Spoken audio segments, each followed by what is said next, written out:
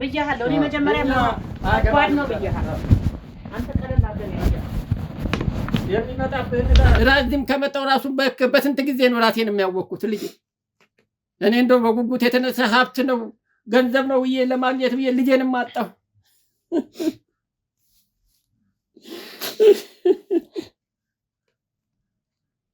ግራም ያጋባታል እኔ ምንድነው ችግሩ በዚህ ጉዳይ ልጄንም አጥቻለሁ በቃ ልጄ ጋሼ ኧረ ተረጋጉ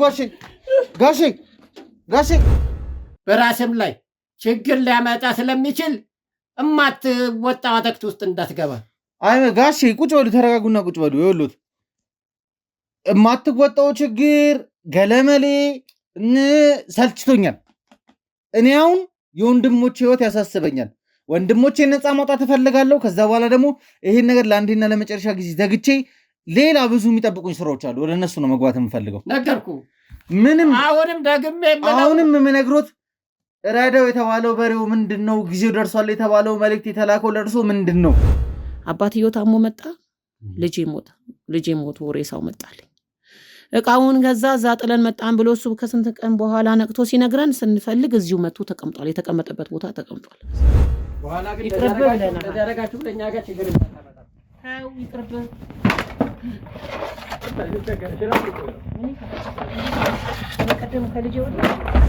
ቆይ እና እንጂ በሉ አጥፉ ካሜራውን እንጂ ልነግርህ አይደለ እንዴ ቁጭ በል አዲ ነግሩኝ ፈቃደኛ እየሆኑ አይደለም ጋሼ እኔ ስራ እኮ ነው ያዝኩት ስንት ነገር ጥዬ ነው የመጣሁት ተረጋጋ ስንት ነገር አቁመን ነው የመጣ ነው ጋሼ ነገርኩት አይደል ቁጭ በልና ተረጋጋና ነገር እኮ የምታሳዩ የምትሰጡኝ ከሆነ ሚስጥሩን ልቀመጥ ያለበለዚያ ግን አታስለፉም ተቀመጥ መጀመሪያ ልንገርህ ያው እንግዲህ እኔ ወንድሜ ነው ጥሩ እንደሆነ ነው ማቀው ያው የቤተክርስቲያን አገልጋይ ነው ጥሩ ዕውቀት ያለው ነው በሃይማኖትም ቀናይ ጠንካራ ነው ስለዚህ እኔ እንደዚህ አይነት ነገር ይሰራል ብዬ በጭራሽ አላሰብኩም ጋሼ ለምንድን ነው ሻውንስ ያስቆሙኝ እኔ እኮ አልነግርም አሉኝ ካልነገሩኝ ደግሞ ግዴታ ይሄን ነገር ፈልቅቄ መውሰድ ስላለብኝ ከእጆት ላይ ቤቱንም መፈተሽ እንፈልጋለን ግቢውንም ማሰስ እንፈልጋለን ሚስጥሩ በእጆት እንዳለ እናውቃለን አውቀው ነው እየገገሙብኝ ያሉት ምናልባት መተው ከኛ በፊት መተው መልእክቱን መውሰድ ወይ ደግሞ እርሶ ጋር ተቀምጦ የነበረው ሚስጥር መውሰድ የሚፈልጉ ሰዎች እንደሚባለው ምዕራባውያን ወይ አሜሪካውያን ወይ ከተለያየ ዓለም የመጡ ሰዎች ለእርሶ ገንዘብ አቀርበው ይሄንን ዕቃ ወስደውታል ምን አይነት መልእክት አንድ መልእክት ተልክ ያለው ከቀሲስ አበበ የተላከ ከእርሶ አንደበት ከእርሶ እጅ ላይ መውሰድ አለባችሁ ሲደርሱ ይሄንን ነገር ይንገራቸውና እሳቸው ይሄን መልእክት ከሰሙ በኋላ ያስቀመጥኩትን ዕቃ ይሰጡታል ተብዬ ነው የመጣሁት እስከ 7 ዓመቱ ድረስ ያው ልጁን እኛ ጋር ተቀበልና ማሳደግ ጀመርን ደና አድጎ 7 ዓመት ሲሆነው ወሰዱት በቃ ሰረቁ ማን ይሰረቃል ሰውየው ያው ውስጥ ታሪኩን ጠለቀለን ስንገባ መጥፎ ሰው የጠንቋይ ግብስብስ ነገር የሚወድ ሃይማኖት የሌለው ሰው ነበር በጭራሽ ይሄ የሰይጣን ስራ ነው የመንደር አዋላጅም ነው የተጠቀሙ የነበረው ብዙም ቴክኖሎጂ የለም ገጠር አካባቢ ናቸው ያላችሁት ለሞለድም ብዙ አመቺ ነገር የለም በዛ ምክንያት አይደለም እህታችሁ ልታጡ ይችላል ምናልባት ጋሼ እኔ አነባበቤ ስህተት ከሆነ ቃሉን እየገደፍኩ ከሆነ እርሶ ራሱ አንብበው ሊነግሩኝ ይችላሉ አይ ተሳስተ ነው ልጅ አይባልም ከሰራባት አንፃር ልጅ መቅደም ሲገባው እንግዲህ ልጅ ቀደምና በዛ ኃጢያት ምክንያት እንግዲህ ልጅ ሲወለድ እናት እንድትሞት የሚያደርግ ነገር እንደደገሙ ነው እየተነገረኝ ነው ትልቅን የሚያህል ክህነት እንግዲህ የተከበረ ሰው ነው ክህነት የተቀበለ ሰው ነው መጥቶ ከትንሽ ልጅ ጋር ዝቅ ብሎ ክህነቱን ሲያፈርስ እኔ ምን አይነት አስተሳሰብ እንደነበረው አላውቅምና እኔ መልእክት እኮ ነው ይዤ መጣሁት አይደለ መልእክት ይዘህ መጣህ በቃ የምታጣራውን ነገር አጣራክ አይደል እኛ መጀመሪያ ያልከን ስለ እህቴ ልታጣራ ስለ ሰውየው ለማወቅ ነው እንጂ አሁን ሌላ ሚስጥር ምናምን ለምትለው እኛ ምንም የምናውቀው ነገር የለም ስለናንተ እያጣራን ነው የመጣ ነው ስለናንተ እንደዚህ እያደረግን ነው የመጣ ነው አዎ እሷን ጠይቃል ከሷ መረጃ አግኝታል ስለዚህ ሌላውን ደግሞ የምናውቀው ነገር የለም የማናውቀውን እናውቃለን አንልም ይሄ ነገር ቀጥታ ትርጉሙን ስንወስደው ጊዜው ደርሷልና ጋሻይ በሬውን ረዳው የሚል ነገር ነው እየሰጠን የነበረው የእንግዲህ ልጅ ከቀደመኮ ልጅ ይሞታል መሰለኝ አይደል አሁን መሆን የነበረበት እንደዛ ነው የሚሆነው በቃ እኔ ምን አለ ልጁ ቀርቶ እህቴን ባገኘኋት ግን እኛም ምንድነው አሁን በሄዱበት ልክ ጋሼ መኪና በልቶት ቢሆን እኮ ለኛም እኮ ጸጸት እኮ ነው እኛም እንድናየው ጊዜ ዘይትፈታ ዘታስር በፀሐ ጋሼ ያረድ ላሚያ ስለዚህ ታሪክን የማውቀው ነገር የለም ወንድም። ጋሼ እርግጠኛ ነዎት? ይሄ ነገር እንደምትግባቡበት ነግሮኝ ነበር የላኩ። በግዝትም ነው ተገዝቶ ነው ያመጣው። አስምሎታል እንዳይነካ ማንም ሰው እንዳይነካው ከባድ እንደሆነ ምናም ስለነገረን እኛ ትተነው ተቀምጠን ነበር። ያው ሰውየውም ዛሬ እንዲደቆ የምታየው በሱ በመንፈሱ ነው። በቃ በተሰራው ድግምት ነው ዛሬ ሰውየው ራሱ እንደዚህ ሆኖ ይሄ ባለቤቴን የምታየውና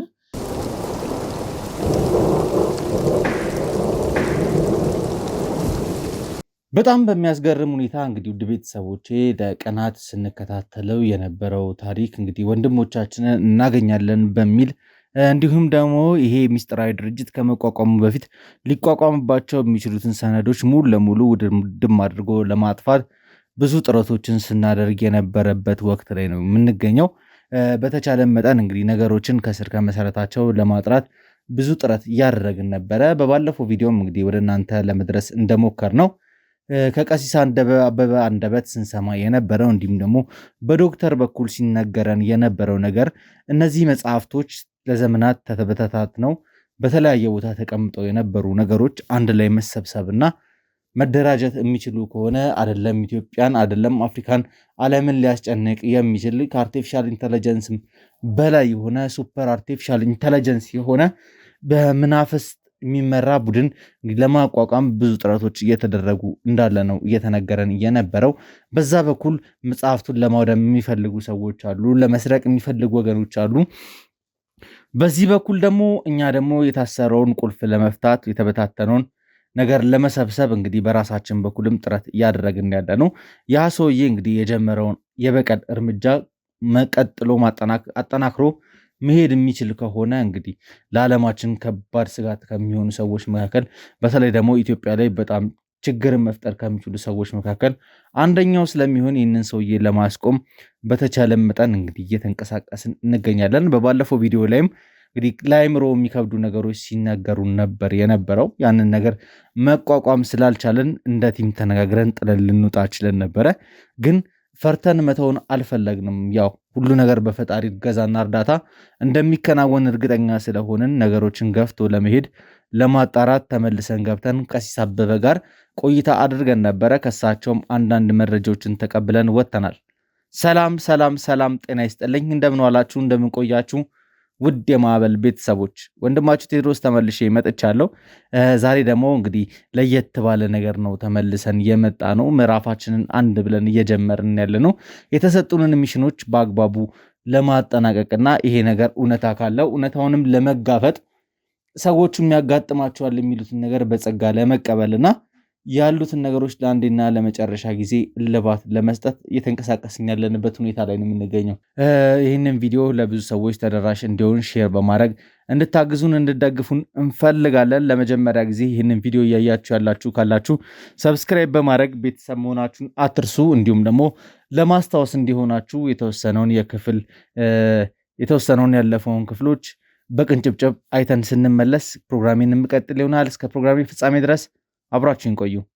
ይቅርታ አባታችን፣ ከዚህ በላይ እኔ እዚህም ቁጭ ብዬ እናንተንም የምትነግሩኝን ነገር መስማትም አልፈልግም፣ ቲሜንም ሪስክ ውስጥ መክፈት አልፈልግም። በጣም አመሰግናለሁ ስለነበረን ጊዜ።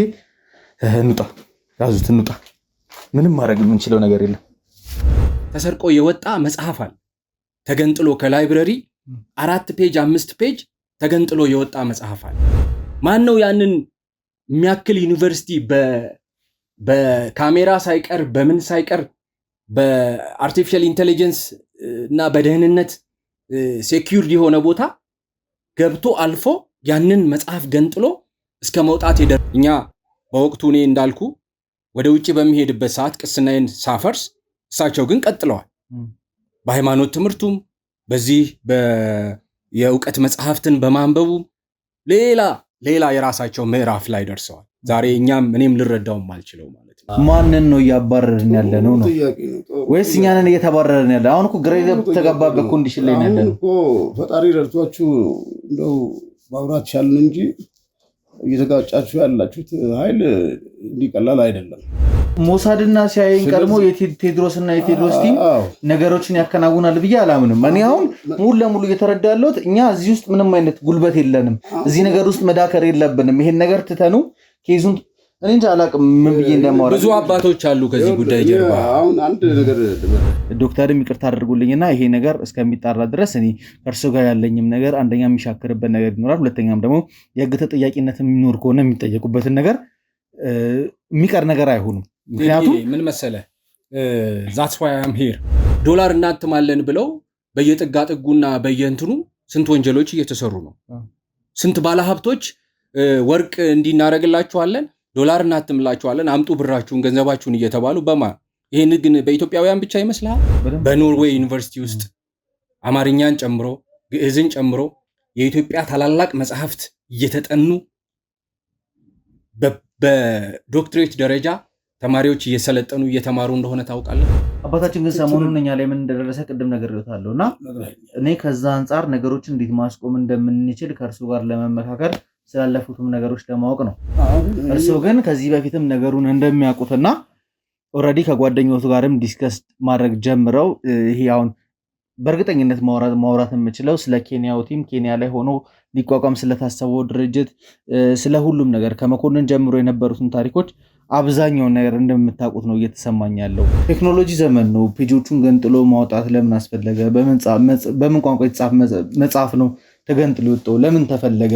ካፕቸር ማድረግ አይቻልም ወይ? ራሱ ፔጁ ራሱ ፎቶ ማንሳት ይቻላል። ይሄን ያህል እንደውም አብዛኛውን ጊዜ አሁን ምንድነው ኮፒ ያደረግን ነው የምንወስደው። ግን ሶስተኛው ትውልድ ጭንጋፍ የሆነው በስህተት የመጣው አመጣጡ ራሱ በስህተት ነው። ዛሬ ያ እንዳይሆን ነበር አባ ጥረት ሲያደርጉ የነበረው። ከቻልኩ እነዛን መጽሐፍት ወስጄ ለማውደም ያለዛ ደግሞ ለምን የሚጠቅሙ ከሆነ ለምንድን ነው ማውደም የሚፈልጉት? በአግባቡ ካልተጠቀምንበት ትውልድ ይጠፋል። ማየት ማመን ነው የምትሉት። ስለዚህ እነዛን መጽሐፍቶች አቅጣጫውን ጠቁማቸዋለሁ፣ ችግር የለም። መጽሐፍቶቹ አሉበት መጽሐፍቶ ግን መጽሐፍቶች አሉና እነዛ መጽሐፍቶች ማምጣት ከቻላችሁ ይህን ጉዳይ ለአንዴ ለመጨረሻ ጊዜ እንዘጋዋለን። እኔ አሁን ጓደኞቼ ጠፍተዋል፣ የቲሜ አባላት ጠፍተዋል። እነሱን የማግኘት ኃላፊነት አለብኝ። ለቤተሰቦቼም ቃል ገብቻለሁ። ከእንደገና ደግሞ ቤተሰቦቻቸውም ልጆቻቸውን ነፍቋል። ሚስትና ልጅ ያለ አባት ቁጭ ብሏል። እዛ ጋር ደግሞ እናት እንዴት ዞሮ ታሪኩ ሊገናኝና እንዳልከው ኮፒ ቢደረግ ኮፒ አይደረግም። ኤግዛክት መጽሐፉን ካላገኘኸው ፎቶ አንስቼዋለሁ ብለህ ስታይ የለም ፎቶ አልተነሳም። ኮፒ አድርጌዋለሁ ብለህ ስታይ ኮፒ አይደረግም። መጽሐፍ ሲባል ይጠበቃል ነው መጽሐፉ። እዚህ ቤት መጥቷል ሳያቸው በጣም ነው የደነገጥኩት ከምላችሁ በላይ። ከቲሙ ጋርም እየተጨቃጨቁ ነበር። እንዴት ዶክተር ከዚህ ነገር ጋር ሊነካኩ ቻሉ? ለዚህ ነው እዚህ የመጣሁት እያልኩ ነው። ቅድም አንድ ነገር ጠቁሜህ ነበር። ይሄ ጉዳይ የኢትዮጵያ ጉዳይ ብቻ አይደለም፣ የአፍሪካ ጉዳይ ብቻ አይደለም፣ የዓለም ጉዳይ ነው። ኢንተርፖል በዚህ ጉዳይ ላይ ጣልቃ ገብቷል። እዛ ጋር ጓደኛችሁ ወድቋል፣ ስቷል መንገድ። ከዛ ደግሞ የሚወርስ ነገር አለ እየተባለ ነው። የሚወርስ ነገር እንዳለ እየታወቀ ያንን ልጅ ሌላ ትምህርቶችን ከማስተማር ሃይማኖቱ ላይ እንዲበረታ ከማድረግ ይልቅ የጥበብ መጽሐፍትን ማስተማር ይሄ ልጅ አሁን ላይ ደርሶ ይሄን ያህል አደገኛ እንዲሆን ያደረገውን ነገር ማበረታታትና መደገፍ ነው የሚሆነው። ቃል ኪዳን ገብተን ነበር ገና በብላቴናነታችን። አንዳችን ብንስት አንዳችን ብንጎዳ ያው ሰው አይደለም። የሆነ ነገር ቢሆን ላንከዳዳ፣ ላንጠላላ፣ ላንጠላለፍ። አሁን አባም ሊሉት የሞከሩት እንድታግዙን የምንፈልገው ባላችሁ ሚዲያ፣ ባላችሁ ኔትወርክ፣ ባላችሁ ቤተሰብ፣ ባላችሁ ኢንፎርሜሽን ከኛ ጎን እንድትሆኑና ይህንን ነገር ማብረድ እንድንችል ነው። ያለዛ አባ እንዳሉት የማይሆን ነገር ውስጥ ነው የሚገባው። የማይሆን መንግስትም ማንም ሊያጠፋው የማይችል እሳት ነው የሚቀጣጠለው ማለት ነው።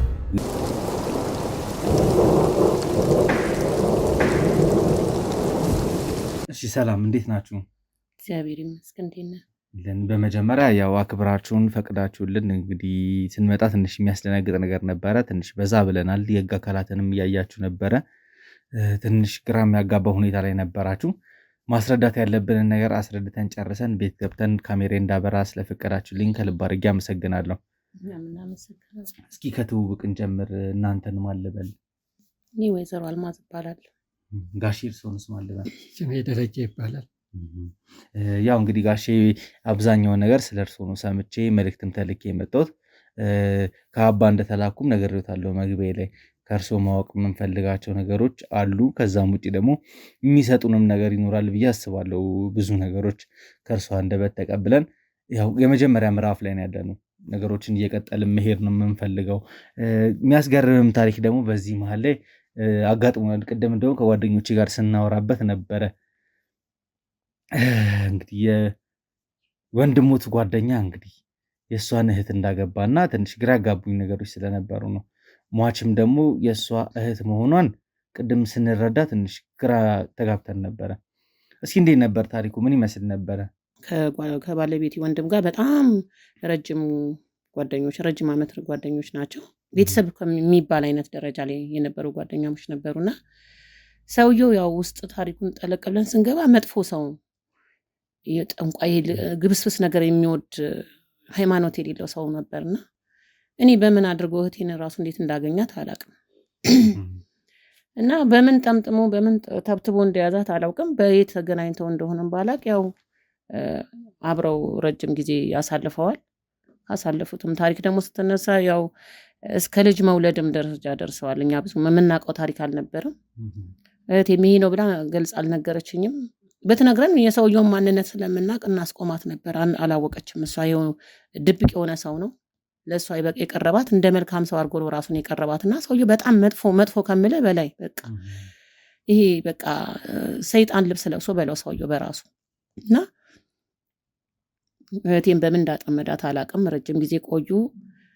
በኋላ እስከ መውለድ ደረጃ ደረሱ። አረገዘች። አርግዛም ከሰውየው እሱ መሆኑን አላወቅንም። በቃ አለኝ ባል ነው የምትለው። አላወቅንም። እሱ ያው እኛ ስለምናውቀው ታሪኩን እንድናየው እንድናውቅ አልፈለገም። ያው ሰውየው ባለጌ እንደሆነ እኛ ቤተሰቦቹ እሱም ያውቃል።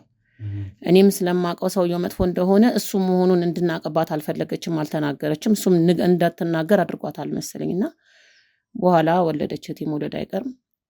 በአጋጣሚ በመውለድ ነው እህቴም ህይወቷ ያለፈው። ሆኖም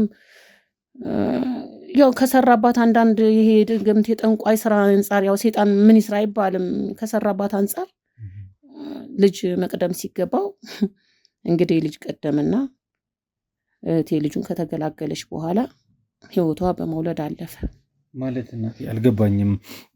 የእንግዲህ ልጅ ከቀደመ እኮ ልጅ ይሞታል መሰለኝ አይደል? አሁን መሆን የነበረበት እንደዛ ነው የሚሆነው። በቃ እኔ ምን አለ ልጁን ቀርቶ እህቴን ባገኘኋት። ግን ያው እርግጠኛ ነው የእንግዲህ ልጁ ነበር ቀድሞ የወጣው? አዎ የእንግዲህ ልጅ ቆመናል እዛው ነበር እና እንግዲህ ልጁ ሲቀድም ያው ልጅ ይሞታል ነው የሚባለው።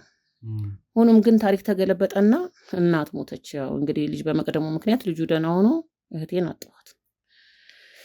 ለምን መሰለ ይሄ አሁን በቃ የሴጣን ስራ ነው ማለት እናቴ። እኔም ያልገባኝ ነገሮች ነበሩ። ባለፈው ልታ ሲነገረኝ እንግዲህ እንትናቸውን ቅስናቸውን ካፈረሱ በኋላ ያፈረሱበትም ምክንያት ተብሎ እንደ ምክንያት የተቀመጠው እህትሽን እንደደፈሯት፣ እህትሽንም ለመድፈር ደግሞ እህትሽ ያው ለእሳቸው ፍቅር የላትም ነበረ።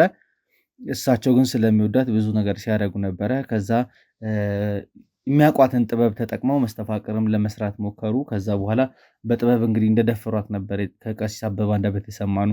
ከተደፈረችም በኋላ እንግዲህ ነገሮችን አውጥታ ለሰዎች እንዳትናገር ስለሚፈልጉ ሌላ ካሉበት ኃጢአት የባሰ ሌላ ኃጢአት ውስጥ ገቡ። በዛ ኃጢአት ምክንያት እንግዲህ ልጅ ሲወለድ እናት እንድትሞት የሚያደርግ ነገር እንደደገሙ ነው እየተነገረኝ የነበረውና እናንተ ቤተሰብ ጋር ያለው አስተሳሰብ ምን ይመስላል? ምንድነው እናንተ የምታውቁት እውነታ የሚለውን እሱን ለማወቅ ነበር የጠየኩሽ። ግን የሚያስገርም ነገር ነው አሁን የሰማሁት። ከቀሲስ አንደበትም ይሄን ነገር አልነገሩኝም። እናትየው በወለድ ምክንያት ደም ስለፈሰሳት እንደሞተች ነበር የተነገረኝ። እርሶ ደግሞ እየነገሩኝ ያለው ያው እንግዲህ ልጁ ስለቀደመ ነው እናትዬ የሞተችው። ማለት ሊሆን የማይችል ነገር ነው።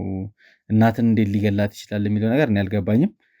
እኔው እስኪ እንዴት ነበር የነበረው ነገር በቤተሰብ በኩል ይሄ ነገር ሲፈጠር፣ እሷ ማርገዟን ሲሰማ ቤተሰቦቻችሁ ላይ የነበረው ነገር ምን ይመስላል? እህትሽ ስንተኛ እህትሽ ነች ለአንቺ? ቤተሰባችሁ ምን ያህል ነው?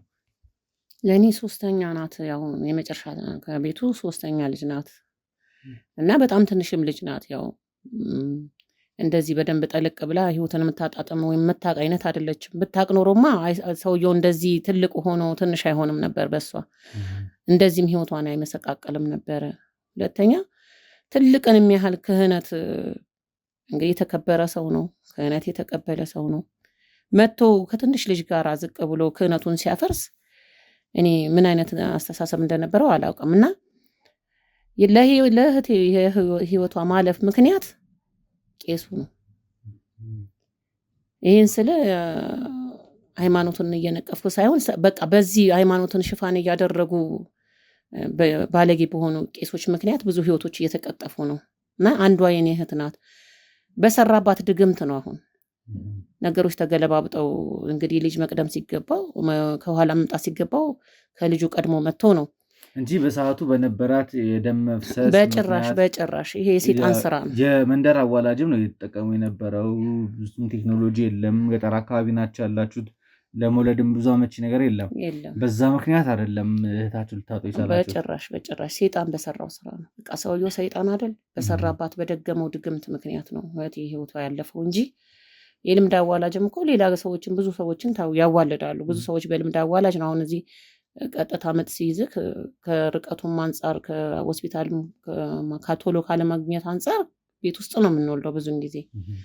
ግን አሁን የሰይጣን ስራ ሆነና ሰውየው በቃ የደገመው የሰራባት ስራ እህቴ ህይወቷ እንዲያልፍ በቃ ታሪኳ እንዲበላሽ ያለ አይደለ በቃ እንዳይታወቅበት ስራው የሰራው ስራ ነው። እና በዚህ ምክንያት ነው እህቴን ያጣሁት። በጣም ይገርማል። እስኪ ከዛ በኋላስ እንዴት ሆነ? የልጁ ጣፋንታ ምን ይመስል ነበረ? አባትስ መጥቶ ልጁን ወሰደ? እስከ 7 ዓመቱ ድረስ ያው ልጁን እኛ ጋር ተቀበልና ማሳደግ ጀመርን። ገና አድጎ 7 ዓመት ሲሆነው ወሰዱት። በቃ ሰረቁ። ማን ይሰረቃችሁ? እንግዲህ አባቱ የሰውየው ቤተሰቦች ይመስሉኛል እኔ እና ልጁን በቃ ድራሹን ማግኘት አልቻልንም። የሰውየው ቤተሰቦች ግን እኮ ስለነሳቸው ለነሱ የሚታወቅ ታሪክ የለም። በእርግጥ ሰውየው ከ5 ከ6 በላይ ሚስት እንደነበራቸው ሰምተናል። የተወሰኑትንም ለማግኘት ጥረት እያደረግን ነበር የነበረው ሁኔታ። ሰውየው ያው እንግዲህ ባላቸው ነገሮችን አንድ የቅስናቸውን ካፈረሱ በኋላ ብዙ የተለያየ ታሪክ ውስጥ እንደገቡ ብዙ ነገር ሰምተናል። በዛም ምክንያት ከሀገር ወደ ሀገር ራሱ እየተንከራተቱ ናይጄሪያም፣ ኬንያም፣ ኡጋንዳም፣ ደቡብ አፍሪካ ድረስ ሄደው ይሄ ጥንቁልና ትምህርታቸውን እያሳደጉት እንደመጡ እና ብዙ ሰይጣናዊ ስራ ሲሰሩ እንደነበረ ከማህበረሰብም እንደተገለሉ ታሪኩን ብዙ ሰው አጫውተውናል። ልጃቸውን ለምን ሰርቀው እንዴት ሰርቀው ከእናንተ ሊወስዱ ቻሉ የሚለው ነገር አልተመለሰልኝም። እንግዲህ ያው ልጁንም ሊያስተምረው ነው ይሄ መጥፎ ስራውን እንዲማር። እኛ ጋር ከሆነ ደህና ልጅ ሊሆን ነው።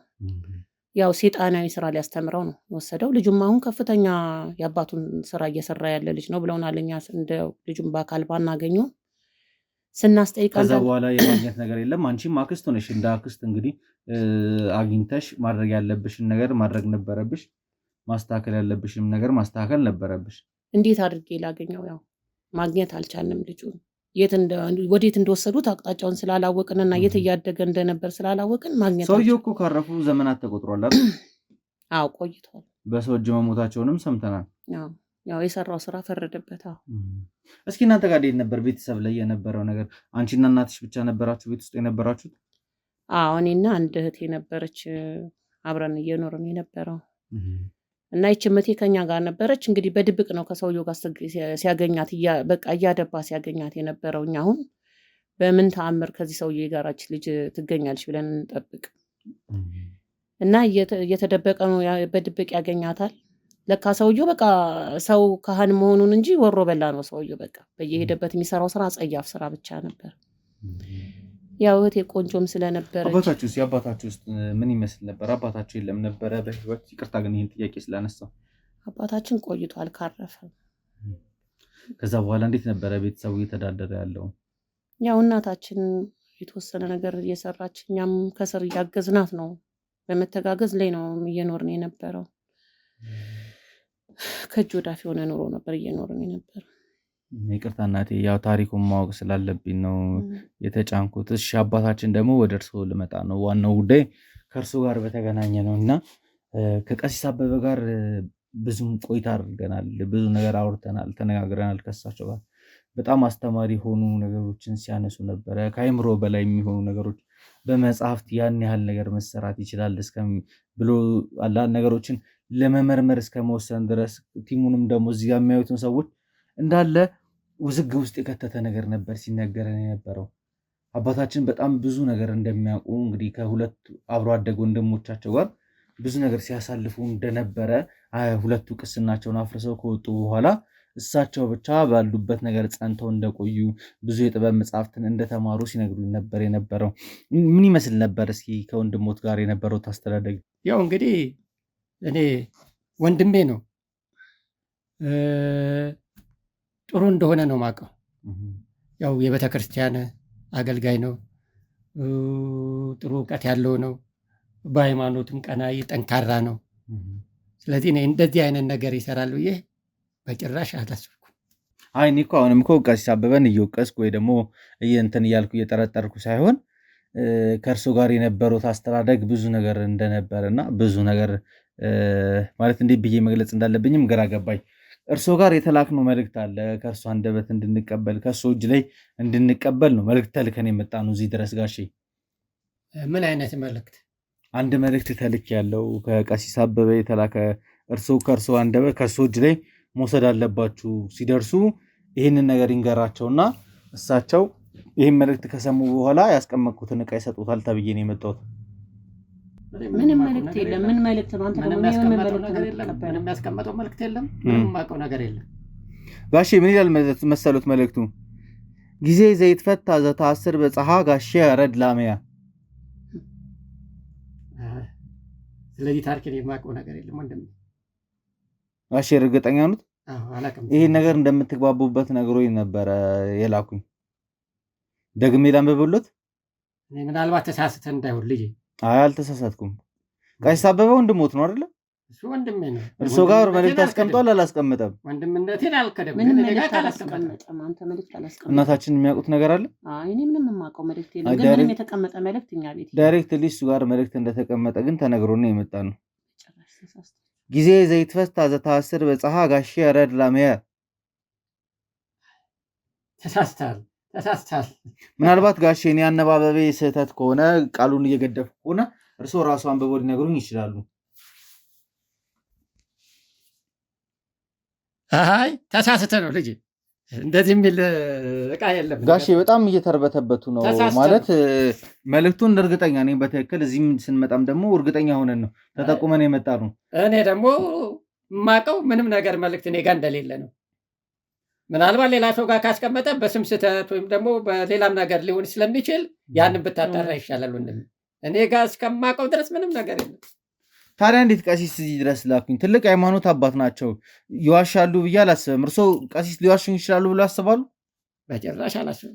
አንዳንዴ ስህተት ሊፈጠር ይችላል። በስህተት ሊሆን ይችላል። ስህተትማ እንዳልተፈጠረ እኮ ነገርኩት። ቀጥታ እርሶ ጋር እንደላኩኝ ስለ እርሶ እንደነገሩኝ ነግሬዎታለሁ። ስመጣም ደግሞ ስለ ባለቤቱ ታሪክ በምን አውቄ ነው የሁሉ ነገር ሳወራ የነበረው? ይሄ ግልጽ ነው እኮ የእኛ ታሪክ ግልጽ ታሪክ ነው። ይሄ ግን አሁን ሚስጥር አይ እኛ አሁን ለእኛ ከተማ ነው የመጣ ነው፣ ከአዲስ አበባ ነው የመጣ ነው። ከአዲስ አበባ እዚህ ድረስ ከመጣን በኋላ እንግዲህ እያጣራን ያለ ነው ስለ እናንተ ጉዳይ ነው። በየቀኑ እየተመላለስን ነው። 100 ምናምን ኪሎ ሜትር በየቀኑ እየተጓዝን እየመጣን ነው። እየተጓዛችሁ እየመጣችሁማ በቃ ስለኛ ታሪክ ስለዛ መጥፎ ሰው እያወቃችሁ ነገርናቸው። የምናውቀውን ነገር ነገርናቸው። ሰይጣናዊ ስራ እንደሚሰራ እህቴ ላይ እንደተጫወተን የምነገርኩ አጫወትኩ እኮ። አሁን ስለዚህ ስለምትሉት ሚስጥር ምናምን እኛ የምናውቀው ነገር የለም። ትክክል ጋሼ። አሁን እኔ የውሎት ምዕራፌን መጀመሪ ነው። ገና አንደኛው ምዕራፍ ነው የተሰጠኝ። አንደኛ ሚሽን ላይ ነኝ ያለሁት።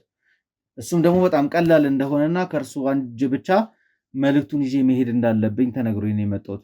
የያዝነው ሀገርንም ዓለምንም የማዳን ስራ ነው በመጥፎ ሰዎች እጅ። አሁን እኛ እዚህ ቤት ገብተን እርሶ ለእኛ መልእክቱን ሳይሰጡን ይሄ ሁሉ ቲም እንደከሰረ ሆኖ ከወጣ በኋላ እርሶ እንዲጠይቁ የሚመጡ ብዙ ሰዎች ይኖራሉ ወንድሜ። አንደኛ በኃይልም ሊነጥቁት የሚመጡ ሰዎች ይኖራሉ። የሚያግባባን አማርኛ መሰለኝ አይደለ? ስለዚህ ምንም አንተም እንደምታወራው አይደለም። በቃ የኛ ምንም የምናውቀው ነገር የለም። ስለእናንተ እያጣራን ነው የመጣ ነው። ስለእናንተ እንደዚህ እያደረግን ነው የመጣ ነው። አዎ እሷን ጠይቃል፣ ከእሷ መረጃ አግኝታል። ስለዚህ ሌላውን ደግሞ የምናውቀው ነገር የለም። የማናውቀውን እናውቃለን አንልም። ጋሼ እኔ ግን እኮ እርግጠኛ ሆኜ ነው እያወራሁት ያለሁት። እርሶ ከኛ ጋር ቢተባበሩ የተሻለ ነው። ምክንያቱም ይሄ ነገር በሌላ ሰዎች እጅ ወደቀ ማለት ከፍተኛ ችግር ነው ሊፈጠር የሚችለው። በጣም ከፍተኛ ችግር ነው የሚፈጠረው። ይፈጠራል ሲሉት እንደዚህ ቀለል አድርገው አይደለም። አሁን እኔ እርሶ ትልቅ ሰው ነው፣ እናታችንም አሉ። አዎ ግን ትልቅ ሰው ተነጋግረን የምናውቀው ታሪክ የለም። ትልቅ ሰው ደግሞ እውነታውን ነው እንጂ የሚናገረው የማይሆን ነገር አያወራም። ያላየሁትን አላየሁም፣ የማውቀውን አውቃለሁ ነው ብለው የምናውቀው ታሪክ የለም አባቴ።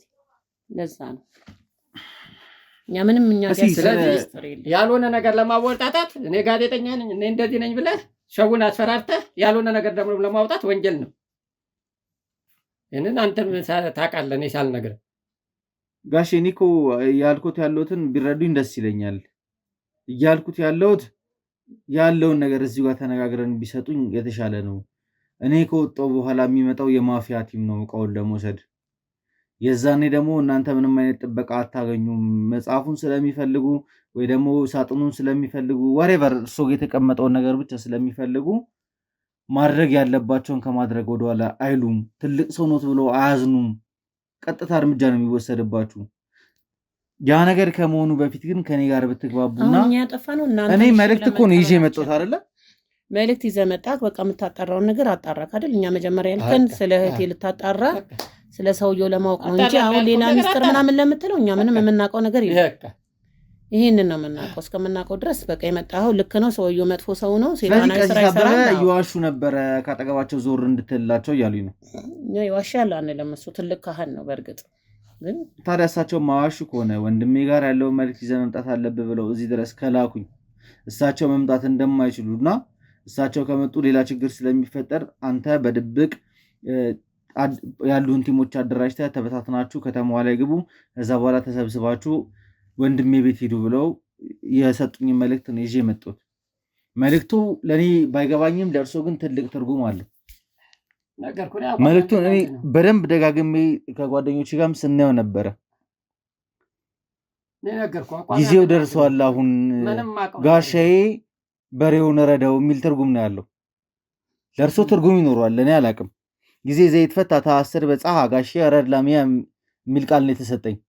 ይህ ነገር ቀጥታ ትርጉሙን ስንወስደው ጊዜው ደርሷልና ጋሻዬ በሬውን ረዳው የሚል ነገር ነው እየሰጠን የነበረው። ካለ በሬውን ካመጣ በሬውን ረዳው። እንግዲህ ጋሼ እየቀለዱብኝ ነው። በሬውን ረዳው ካለ በሬውን ረዳው ለእርሶ በጣም ትርጉም ያለው ቃል ነው። በቀኔም ብታስፈራራ ወይ ደግሞ አሁን እርሶ ምንም የማውቀው ነገር የለም። በቃ በሬውን ካመጣ በሬውን ረዳው። እኛ ምንም የምናውቀው ነገር የለም አባቴ። አሁን እንደዚህ ሌላ እንትን ውስጥ አለ። ምናልባት መተው ከኛ በፊት መተው መልእክቱን መውሰድ ወይ ደግሞ እርሶ ጋር ተቀምጦ የነበረው ሚስጥር መውሰድ የሚፈልጉ ሰዎች እንደሚባለው ምዕራባውያን ወይ አሜሪካውያን ወይ ከተለያየ ዓለም የመጡ ሰዎች ለእርሶ ገንዘብ አቀርበው ይህንን እቃ ወስደውታል? በግልጽ ይንገሩኝ። ከፍተኛ የሆነ ምርመራ ውስጥ ሳንገባ በፊት በግልጽ ብትነግሩኝ ደስ ይለኛል። እኛ እኔ ሌላ ታሪክም ልነግራችሁ እችላለሁ፣ ስለናንተ፣ ስለ ቤተሰቦቻችሁ፣ ስለ ራሳችሁ። እችን አድርጓል አላደረጉም ብለህ የምታወጣጣው ሌላ ታሪክ ከመስማት በስተቀር በዚህ ከማፍሰስ ምንም የምቀበለው ነገር የለም። ከቀሲስ አንደበት ዲቴል የሆነ ነገር ባልሰማም በዚህ ሚስጥር ምክንያት ልጆትንም እንዳጡ አውቃለሁ። አሁን ቀሲስ ራሱ መጥቶ ያናግረው በቃ። አሁን ሌላ ሶስተኛው ሰው መምጣት ቢችሉ እኮ ይመጡ ነበር። በቃ እንደምንም ብለው እኛ የሚዲያ ሰዎች እሱ የሚያውቀው ነገር ካለ ተንፏቆም ቢሆን በንፎቀቅ መጥቶ ያለውን ነገር ይናገር። በቃ እውነተኛ ከሆነ ትክክለኛ ነገር እኔ ጋር ካስቀመጠ ይሄን ነገር አስቀምጫለሁ ብሎ እየተንፏቀቀ መጥቶ ይናገር። በቃ ይሄን ነው የማውቀው ነው ማለት። ምን ማድረግ እንዳለብን አላውቅም። እንግዲህ ውድ ቤተሰቦቼ ምናልባት እኔ በዘገየሁበት ሰዓት ላይ ወይ ተቀድሜ ያለው ወይ ደግሞ እነዚህ ሰዎችን ማዋራት ባለብኝ ልክ እያወራሁ አይደለም። ለዛ ነው መልእክቱ እየተሰጠኝ አይደለም። ለማንኛውም እስኪ ውድ ቤተሰቦቼ ትንሽ ጊዜ ወስደን ከቲሜ ጋርም ልነጋገርና ከዛ ፍተሻም ማሰሳም ማድረግ ካለብን ወደዛ ነገር ውስጥ ምንገባ ይሆናል። እስከ ፕሮግራሜ ፍጻሜ ድረስ አብራችሁን ቆዩ።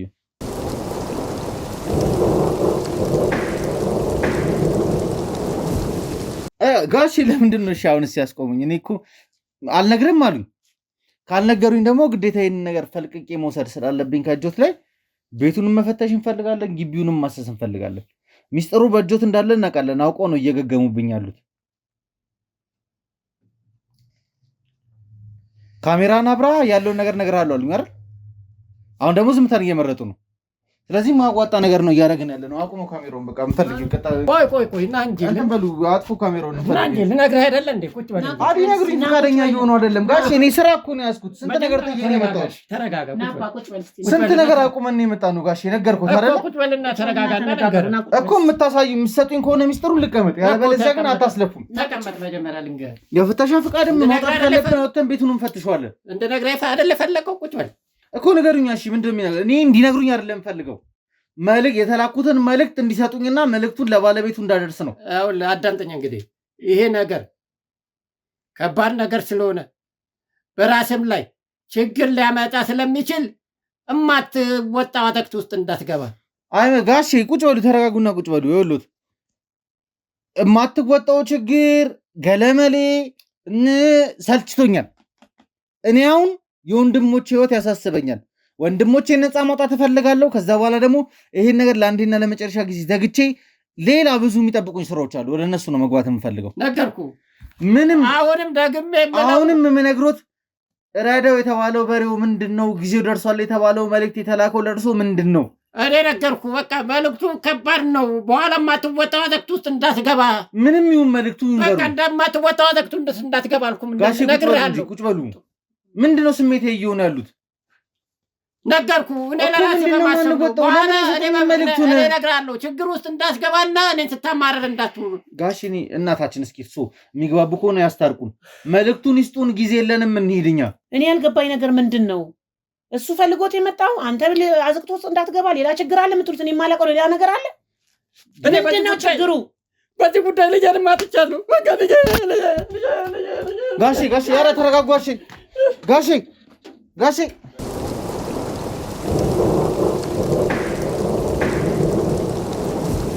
ጋሼ እባክዎት ይረጋጉና ያሉትን ነገሮች ያስረዱን። ስሜቴ እንዲሆኑ የሞቱትን ልጆቱን መቀስቀስ ፈልገን አይደለም እኛ እዚህ ድረስ የመጣ ነው። እርሶም ደግሞ እያበዱ ወደ አውራ ጎዳና መሄዶት ተገቢ አይደለም። እናታችን እባክዎት ይረጋጉ። እኔ ሀዘን ልቀሰቅስ አይደለም የመጣሁት። ጊዜው ደርሷል በሬውን ረዳው የሚለው መልእክት ግን ለእርሶ እንዳደርስና የሚሰጡኝ ነገር እንዳለ ተነግሮኝ ነው የመጣሁት። ያለበትን ቦታ ይንገሩኝ። እኔ ሄጄ ቆፍሬም ቢሆን ለውጠው። ከባድ ነው እሱ ልጅ። ጋሼ ለምንድን ነው የሚያስጨንቁን? አሁን መኪና ጠልፎትስ ቢሆን እንደዚህ ሲሮጡ እሱ ከባድ ነገር ነው። እኛም እንድናየው አሁን በሄዱበት ልክ ጋሼ መኪና በልቶት ቢሆን እኮ ለእኛም እኮ ጸጸት እኮ ነው። እኛም እንድናየው እኛም እንድናውቀው የማይፈለግ ዕቃ ነው። ስለዚህ ከባድ ዕቃ ነው ማለት አልገባኝም። በቃ መጽሐፉ ውስጡ ያለው ከባድ ነው። በቃ ያንን ነገር እኛም አይተን እንድናቅ እንድንረዳ አልተፈለገም እኮ። ማነው መልእክቱን ያስቀመጠው? አምጥቶ ነው የሰጠኝ። እንግዲህ ቀሲስ አንተ ጋር ባድራ ይቀመጥልኝ አለ። እንዳታይ እንዳትገልጥ ብሎ አስጠንቅቆ ነው እኮ። ግን አሁን የነገረኝን መልእክት ግን መጥቶ የሚነግሩት ካለ እንዲሰጡ ግን ተብሏል አይደል? ያ ነው እንግዲህ ያለው እሱ ነው። ሌላ ነገር እንግዲህ የማውቀው ነገር የለም። ታዲያ እኔ መልእክቱን ከእሱ አንደበት ካልሰማ ወይም ከእሳቸው አንደበት ሳልሰማ መጥቼ ደርሶ ልነግሮት አልችልም። ይኸውልህ ልጄ፣ እኔ እንግዲህ ይሄን ነገር እንዳታዩ፣ ይሄን ነገር ማንም እንዳይነካ ተብሎ ተገዝተን ምን ተብለን ነው በቃ እንትን ያልነው። እኛ ደግሞ ይሄ ነገር ሀብት ይሁን ወርቅ ኑሮ ይሁን ብለን ከመጓጓት የተነሳ እኔም ልጄም ሄደን ልናይ በኋላ እዛ ቦታ ስንደርስ እኔም ራሴን ሲቼ ወደኩኝ። ልጄም ሞተ። ያለው እንግዲህ እስከዚህ ድረስ ነው። እና እቃውም ራሱም ካለበት ተነስቶ መቶ ቤቱ ተቀመጠ። ማለት አልገባኝም ጋሼ። በቃ እዛ ተቀብሮ ነበረ። ማን ሰው ማን እንትን ይዞት ይምጣ የምናውቀው ነገር የለም። ቤት ውስጥ መቶ ተቀመጠ። እርስዎ በድፍረት እንትኑን ሚስጥሩን ለማየት ከፍተውት ነበረ? አረ ገና ቦታው ስደርስ ነው ፌንት ነቅዬ ወደኩት።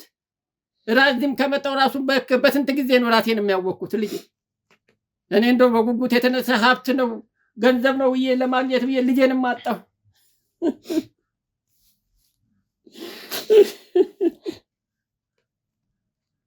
ግራ የሚያጋባ ታሪክ ነው። እናታችን የሚያውቁት ነገር አለ ስለዚህ ጉዳይ? እና ወንድምየው ሆነ ይሄ ታሪክ አለው ለማንም እንዳታሳይ ምናምን ብሎ የሆነ ነገር አምጥቶ ሰጠው። ታሪካዊ ነው፣ ማንም ሊያየው አይገባም፣ ከባድ ዕቃ ነው ምናምን ተብሎ እኛም ረጅም ጊዜ ያስቀመጥነው ፈርተን ማለት ነው። በኋላ ልጄ ደግሞ ወጣትም ስለሆነ ሊያው ማወቅ ፈለገ። ምንድን የተቀመጠው ነገር በቃ ሁሌ ይጨቀጭቃል። ለምን ከፍተን አናይም? እኛ ደግሞ ያው በግዝትም ነው ተገዝቶ ነው ያመጣው። አስምሎታል እንዳይነካ ማንም ሰው እንዳይነካው ከባድ እንደሆነ ምናምን ስለነገረን እኛ ትተነው ተቀምጠን ነበር። ያው ልጄ ወጣትም ስለሆነ ገፋፋው አባትየውም መሰለኝ። የሆነ ቀን ተነስተው እንየው ብለው እዚህ አንፈታውን ብለው ደብቀው ሄደው እዛ ላይ ጫካ እንግዲህ ሲከፍቱት መሰለኝ ልጄንም እዛ ወቅተው የጣሉት። ምን አውቃለሁ። አባትየው ታሞ መጣ። ልጄ ሞቶ ሬሳው መጣልኝ። እቃውን ገዛ እዛ ጥለን መጣን ብሎ እሱ ከስንት ቀን በኋላ ነቅቶ ሲነግረን ስንፈልግ እዚሁ መጥቶ ተቀምጧል። የተቀመጠበት ቦታ ተቀምጧል። እንዴት እኔ ማን እንዳመጣው እንዴት እንደመጣ በምን ሰዓት አምጥቶ እዛው የተቀመጠበት ቦታ እንደተቀመጠ አላውቅም።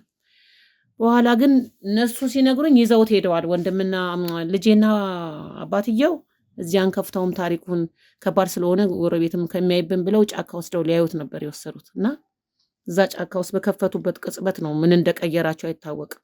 አባትየው ራሱን ስትወደቀ ልጁ እዛው ሞቶ ተገኘ። ከዛ እሱ ነቅቶ ሲጠየቅ ቤት የነበረው ተጠይቀው በጣም ምን አድርጋችሁ ነው ልጄን ይዘህ ሄደህ ምናምን ብዬ ስለው ራሱ ወደ ራሱ ሲመለስ ያንን ወንድም ያስቀምጥ ያለኝን ታሪክ ይዤው ሄጄ ሀብት ነው ሲለኝ ሀብት ከሆነ እስከ መቼ ይቀመጣል ያችለን ብለን እኔና ልጄ ሆነን ሄደን ስንከፍተው ገና ሳይከፍቱት ነው እንግዲህ በወላፈን የጣላቸው የሴጣን ስራ። እዛ ጫካ ውስጥ ራሳቸውን ስተው በወደቁበት ያ በሞተበት ተጠርቼ እንደገና ሲሄድ ልጄ እዛ ደርቋል። እናቱ ተድረቅ። ከዛ ሰውዬው ራሱን ስቶስ ወደ ሆስፒታል ልጄን አስክሬን ጭነን መጣን። በቃ ያቃዛ ነው ብለን ስንል የተቀመጠበት ቦታ መጥቶ ምን እንዳመጣው ምን እንዳጓጓዘው ሳይታወቅ ግን አሁን እናቴ እኔ እቃውን ማየት ፈልጋለሁ ከእንደገና ደግሞ ይዘው ምናምን ተብያለሁ እና መልእክቱን ይዤ መሄድ ፈልጋለሁ። አሁን እነሱን የጣለ መንፈስ አንተንስ ይለቀሃል ወይ ነው? አሁን እኮ መንፈስ ነው በቃ ይሄ የተቀመጠ ነገር ታሪክ ነገሮች እንዲያስፈራሩኝ አልፈልግም። መልእክቱ ያለበትን ቦታ ያሳዩን። መልእክቱን ደግሞ በትክክለኛ እኛ ማምጣት የማንችል ባይሆን ኖሮ አንላክም ነበረ። መልእክቱን መንካትም ማምጣትም ስለምንችል ይመስለኛል ለዚህ ተላክ ነው።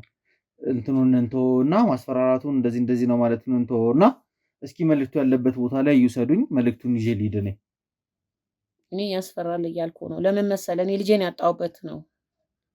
እኔ መሰለ ልጅ እኮ በአንድ ሌሊት በአንድ ቅጽበት ቅርጥፍ አድርጎ የበላ ሰይጣን ነው። ሰውየውም ዛሬ እንዲደቆ የምታየው በሱ በመንፈሱ ነው። በቃ በተሰራው ድግምት ነው ዛሬ ሰውየው ራሱ እንደዚህ ሆኖ ይሄ ባለቤቴን የምታየውና አስፈሪ ነው። እኔ ደፍራለሁ ለራሴ ያለው ካልክ እኔ እንግዲህ ከሰይጣን ጋፋለሁ ካልክ ግን እኛ እኮ ማየት እንችላለን ምናምን የምትሉ አረ በጣም ከባድ ነው። እንችላለን አይደለም ቀላል ነገር አድርጋችሁታል። እኛ እንግዲህ ኃላፊነቱን ወስዳለሁ ካላችሁ ነፍሳችን ካልፈለጋችሁ እኛ እናሳያችሁ። እሺ ማዘርዬ ነው እስኪ እናሳያችሁ ነው። እነሱ ራሳቸውን አንፈልግም ካላችሁ ነው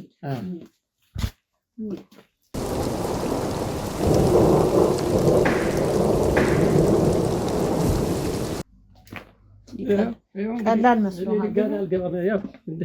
አትጠጊያች አትጠጊ። ይሄው በርካታ ከስር ነው ያለው። እሱ ቆፍራችሁ ነው ሳጥን ውስጥ ነው ያለው። ከሳጥኑ በታች እኛ ኃላፊነታችንን አንስተናል። እኛ አገባ እኛ ቆሜ ስትል አላየም። በኋላ ግን ተደረጋችሁ ለእኛ ጋር ችግር እንዳታመጣ ይቅርብ።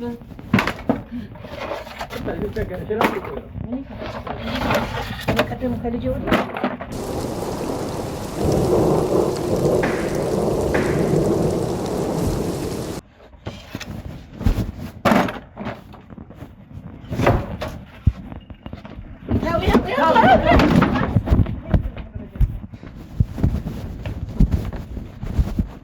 ብያለሁ። እኔ መጀመሪያ ጓድ ነው ብያለሁ። አንተ ቀለል አድርገህ የሚመጣብህ ራሳችሁ ተወጡ ብቻ ያገባል።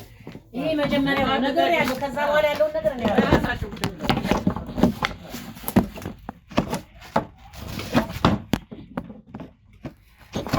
ተው ይቅርባችሁ። ተው አይደለም ያሁን ልጆቹ